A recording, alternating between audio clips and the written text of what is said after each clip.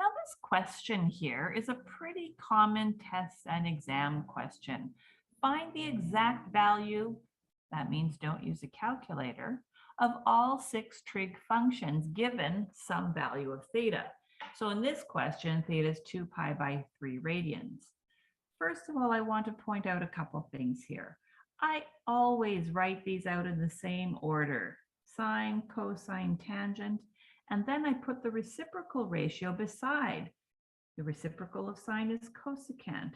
The reciprocal of cosine is secant. The reciprocal of tangent is cotangent. By using that same order all of the time, it's less thinking for me. So I hope you've got those reciprocals memorized. So then the next thing I would do is probably change this to degrees if I needed to. Why don't you pause your video and do so? 120 degrees, I know that I'm in quadrant 2. The reference angle, well, thank goodness it's in radians. It makes it so much easier. I see that it's pi by 3 radians, or 60 degrees. Now, I said to you that I like to use the triangle. So I would fill in a 60-degree triangle for this one. Why don't you either fill in the point on the unit circle or the triangle, whatever it is you're using.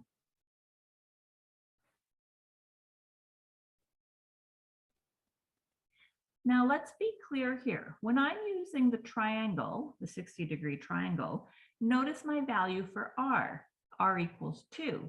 And so that ratio for sine of y over r is important. It's going to be root 3 over 2. If you're using this point on a unit circle, you need to remember here that r equals 1. So there's your root 3 over 2 over 1. We're going to get the same answer, but you're going to have to remember when r is 1 and when it is not. So sine y over r using my triangle, root 3 over 2. Now I'm in quadrant 2. Think about the cast rule. Tells me that sine is positive and its reciprocal is positive. I'm going to put my negative signs in for all of these right now, so I don't forget in quadrant 2, all of the other ratios are negative. I have the reciprocal of sine right beside it, so I can just write the reciprocal, flip the fraction over. Make sure you rationalize that denominator. I think most of the time that's what Pearson asks you to do. And then I can find cosine. I know I've already put my negative sign in. I don't need to worry about it. I see that cosine is x over r, 1 over 2. And the reciprocal, 2 over 1. And tangent. I always find tangent easier on the triangles. Y over x, root 3 over 1. And of course, the reciprocal, where I need to rationalize the denominator.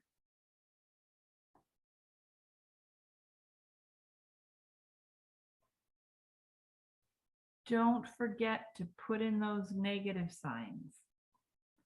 That's where people lose a lot of marks here. If this was difficult, rewind to the beginning, watch this again. So let's try another one. This time theta is 7 pi over 4 radians. Why don't you change it to degrees if you need to? Find out which quadrant you're in, figure out your reference angle. So you should have figured all of this out. Now you can choose whether you're going to use a 45-degree triangle or a point on the unit circle at 45 degrees. Fill in the cast rule. Put your negative signs in for the ratios below also. As soon as you found out you were in quadrant 4, you should have realized that only cosine and its reciprocal are positive. So you should have negative signs at sine and cosecant, tangent and cotangent.